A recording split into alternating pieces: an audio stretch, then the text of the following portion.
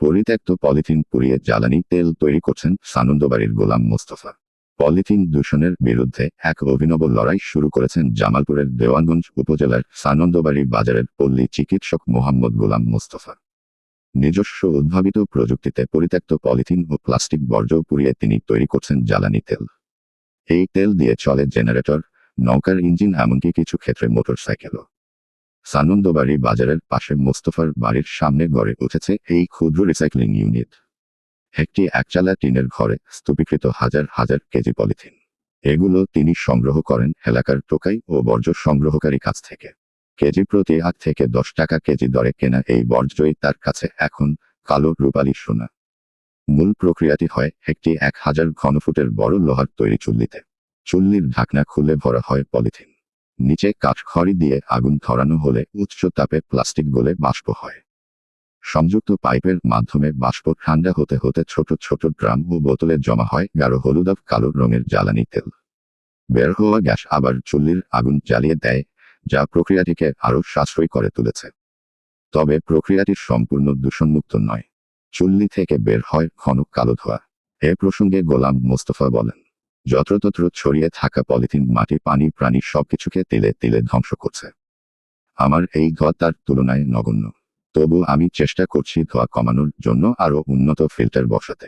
সম্প্রতি এই উদ্যোগ পরিদর্শন করেছেন বাংলাদেশ কৃষি বিশ্ববিদ্যালয় ময়মনসিংহের অর্থনীতি বিভাগের প্রধান প্রফেসর ডক্টর মোহাম্মদ হুমায়ুন কবির।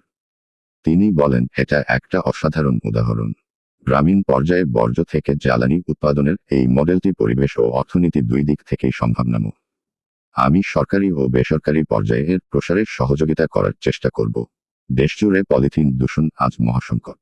জলাশয়ে ভরাট, মাটির উর্বরতা হ্রাস, পশু পাখির মৃত্যু সবই এর ফল।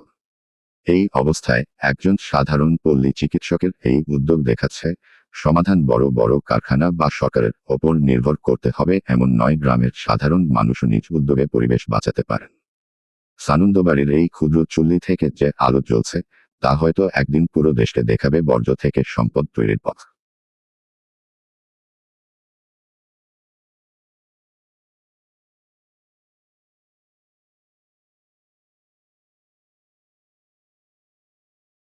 আছে টোকাইরা ওই 10 টাকা কেজি হিসাবে তারা আমার আইনা জমা দেয়, আমি কেজি ধরে নিই 10 টাকা কেজি। ধরনের পলিথিনই আছে, বজ্র পলিথিন সব ধরনেরই আছে। তার মধ্যে কিছু কিছু পলিথিনের মধ্যে তেল কম হয়, ওটা বাছাই করে ওটা জ্বালানি হিসাবে ব্যবহার করি। আর যেটা মধ্যে তেল 25% আছে সেটাও ব্যবহার করি তেলের জন্য।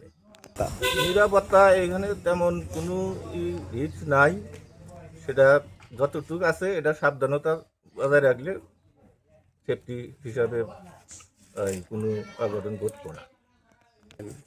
তেল এটা শ্যালো ইঞ্জিনে ব্যবহার হয়, আবার ওই মোটর সাইকেলে ব্যবহার হয়। মোটর সাইকেলের যে পেট্রোল, সেটা যে কোনো মোটর সাইকেল গাড়ি পেট্রোল যে যে গাড়ির ব্যবহার হয় সেটা সব গাড়িতে ব্যবহার চলবো।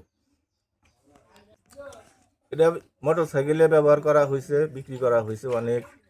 আবার শ্যালো ইঞ্জিনের জন্য যেটা সেটাও অনেক বিক্রি করা হয়েছে। আমি নিজের মোটর সাইকেলও চালাই, আর দোকানের সামনে এটা ওই তেল কাস্টমার আইসা গাড়ি উঠায় নিয়ে যায়। যারা একবার নিছে তারা দ্বিতীয়বার আসছেই। সুফল এখানে তেমন কোনো লাভ, যে যতটুকু করছি ততটুকু আমার লাভ তেমন আসবো না, আরও বড় সড়ো করলে লাভ আসবো। প্রতিদিন যতটুকু পলিথিন দেয়, যেমন 60 কেজি পলিথিনের মধ্যে 30-35 লিটার তেল আসে পরিশোধন করার পরে। হ্যাঁ, বড় পরিসরে করলে বজ্র পলিথিনগুলোও নির্মূল করা সম্ভব, আর এখানে লাভও আসা সম্ভব।